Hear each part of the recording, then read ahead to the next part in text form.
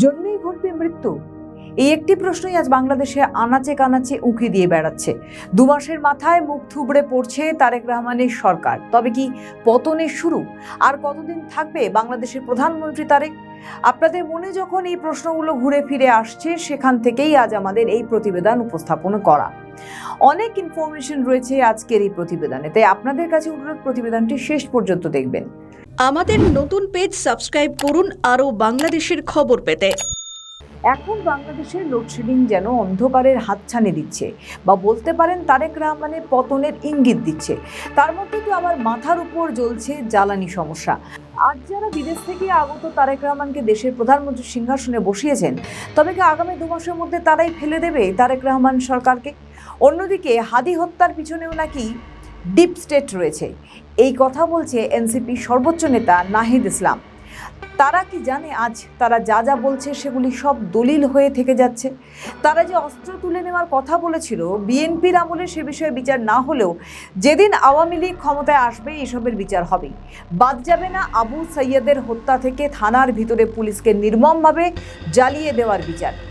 মুগ্ধ থেকে হাদি সব হত্যার বিচার হবে একদিন।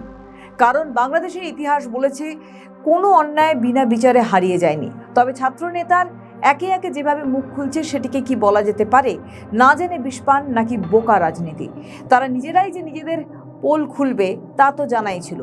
যদি জামাত এবং এনসিপি ক্ষমতায় আসতো, তাহলে বিএনপি তাদের পোল খুলে দিত। যদিও ডিপ স্টেটের উগ্রবাদ পছন্দ না হওয়ায় তারা জামাত এনসিপিকে ক্ষমতায় আসতে দেয়নি। শুধু তাই নয়, জামাতকে হুঁশিয়ারি দেওয়া হয়েছে তারা যেন ডেপুটি স্পিকারের পদটি নিয়ে সংসদকে সুষ্ঠুভাবে চালিয়ে নিয়ে যেতে সাহায্য করে, রাস্তায় নামার কথা চিন্তাও যেন না করে। তা না হলে তাদের বিপদ আছে। দেশের ভিতরে আন্দোলন করার জন্য যা খুশি বলতে পারেন, কিন্তু চলতে হবে ডিপ স্টেটের কথায়, যা অক্ষরে অক্ষরে পালন করে চলেছে তারেক রহমান থেকে জামাতের আমিররা। কিন্তু ছাত্র নেতাদের হঠাৎ ক্ষমতা খর্ব হওয়া, তারা সব কিছু হজম করে নিতে পারছে না। ফলে তারা ভাবছে বিএনপিকে এবার ডিপ স্টেটে সরিয়ে দেওয়ার তাদের ক্ষমতা নিয়ে আসবে। কিন্তু তারা যে কাজগুলি করছে সেগুলি এখন ডিপ স্টেটের বিরুদ্ধের কাজ।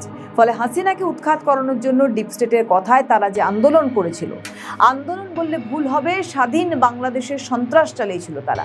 মেট্রো থেকে থানা সব জায়গায় আগুন, খুন, এমনকি সন্ত্রাসী হয়েও সাধারণের মনে সহানুভূতির জন্য নিজেরাই নিজেদের হত্যা পর্যন্ত করেছে।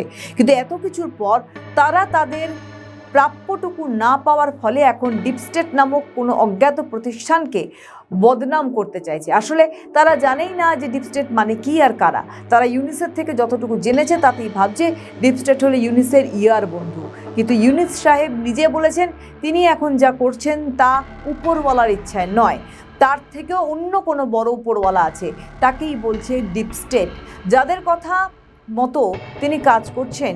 কিন্তু ছাত্র নেতারা ডিপ স্টেটের ক্ষমতা না বুঝেই তারা ভাবছে এখন তারা চাইলেই ডিপ স্টেটের কথা বলে বিএনপিকে ফাঁসিয়ে দিতে পারে। কিন্তু তারা বুঝতে পারছেন না যে এখন বিএনপিও ডিপ স্টেটের অংশ হয়ে গেছে।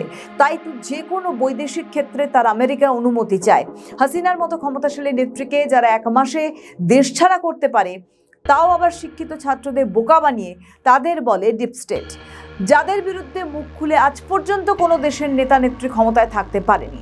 এখন প্রশ্ন, কেন সেই ডিপ স্টেটের বিরুদ্ধেই মুখ খুলছে আসিফ মাহমুদ থেকে নাহিদ ইসলাম সবাই, যেখানে আজ পর্যন্ত তারেক রহমান ডিপ স্টেটের বিরুদ্ধে একটি কথাও বলছে না? তবে তারেকের যে ষড়যন্ত্র মানুষ ধরে ফেলেছে, তার একমাত্র সাক্ষী বাংলাদেশে আপামর জনগণ। এবার দেখার কত তাড়াতাড়ি বাংলাদেশে আবারও এক নির্বাচন হতে চলে।